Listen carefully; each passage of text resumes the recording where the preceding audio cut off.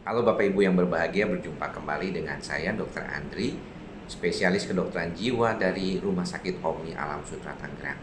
Di kesempatan kali ini saya ingin sedikit berbeda membahas tentang masalah gangguan kejiwaan yang cukup sering dialami oleh anak-anak muda dan juga usia-usia 30-an, yaitu gangguan psikotik akut, atau orang awam suka membayangkannya sebagai suatu kegilaan sementara. Saya menggunakan terminologi kegilaan karena gila sendiri merupakan terminologi stigmatis yang sudah kita tidak gunakan lagi di dalam praktek sehari-hari, dan kita berharap dengan penjelasan ini Bapak Ibu bisa memahami dan mengerti ya apa yang dimaksud dengan kebingungan sesaat atau psikotik akut. Pada beberapa pasien yang pernah saya tangani, orang yang mengalami kebingungan saat ini terjadi karena suatu stresor yang sangat berat dan sifatnya tiba-tiba. Contohnya adalah misalnya pada saat ospek, ya. Saya sering tuh dapat beberapa kasus ketika dia ospek, si anak ini langsung ketawa sendiri, kemudian nangis, terseduh-seduh, seperti orang bingung, dan misalnya dia menunjuk-nunjuk, kamu jahat, kamu jahat, kamu berdosa gitu ya. Itu sering kita temui itu pada saat anak-anak ospek.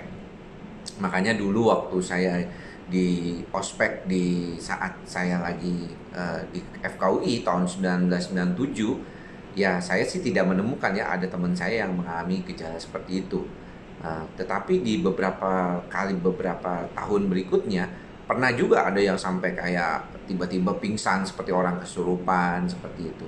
Nah, yang membedakan seperti kesurupan dengan kondisi seperti psikotik akut adalah kalau psikotik akut itu sepertinya kesadarannya ya itu berubah. Orangnya masih tetap seperti yang saya bicara dengan Bapak ini nih. Bapak Ibu, saya bisa bicara seperti ini, semuanya sama aja seperti biasa. Tapi sepertinya kayak orang bingung gitu ya. Kemudian seringkali jadinya berubah kayak ketawa sendiri, kemudian dia bisa senyum-senyum, kemudian dia bisa nangis, tiba-tiba sedih, tiba-tiba bingung, tiba-tiba merasa kayak orang yang lagi nggak ada pikiran kemana-mana segala macam. Nah, hal-hal seperti ini yang mungkin perlu dipahami oleh Bapak Ibu semua, yang melihat ada beberapa orang tuh mengalami di dalam kehidupannya dengan anak-anaknya, dengan kondisi yang lain juga. Problem yang berkaitan dengan kondisi seperti ini memang banyak dipengaruhi juga oleh keadaan lingkungan ya sebagai pemicu. Jadi misalnya dia tuh mengalami stres yang berat, kebetulan orangnya memang tipikalnya introvert atau orang awam bilangnya pendiam, suka menyimpan semua ke dalam dirinya, dan akhirnya itu mengalami suatu perubahan yang tidak nyaman ketika terjadi sesuatu yang besar yang tiba-tiba duar gitu ya, kayak istilahnya tuh kalau diumpamakan seperti gelas ya pecah gitu gelasnya. Nah, saya melihat beberapa kasus yang berkaitan dengan kondisi ini memang sering dikaitkan karena sistem saraf pusat yang tidak tahan. Dan kalau secara teori di otak itu terjadi lonjakan dopamin yang berlebihan, sehingga orang itu nggak bisa tidur. Ya nggak bisa tidur, benar-benar seperti kayaknya sulit tidur berhari-hari.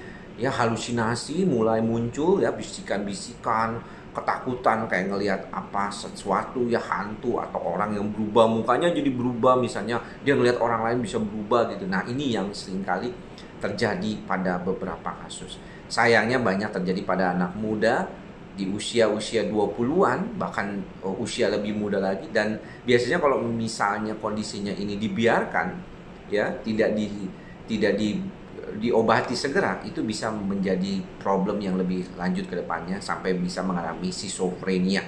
Jadi ada beberapa orang awal mula terjadinya gejala schizophrenia itu bisa dari sini.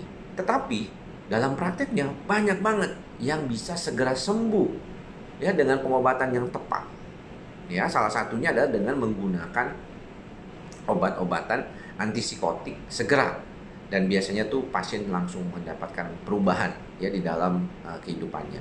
Nah, ini yang perlu diperhatikan oleh Bapak Ibu, bahwa ketika ada keluarga kita yang mengalami gejala-gejala seperti ini, sebaiknya segera dibawa ke dokter jiwa untuk mendapatkan penanganan segera. Ya, walaupun mungkin Bapak Ibu mengira ini mungkin cuma sementara aja kali, nggak apa-apa. Ya, tapi orang itu sampai mengalami seperti itu pasti ada sesuatu di otaknya. Karena Bapak Ibu kan pernah mengalami, saya ini waktu di ospek itu sampai pernah ya istilah dimaki-maki gitu ya, atau disuruh ngepel lantai pakai badan itu ya nggak apa-apa ya, santai-santai aja gitu.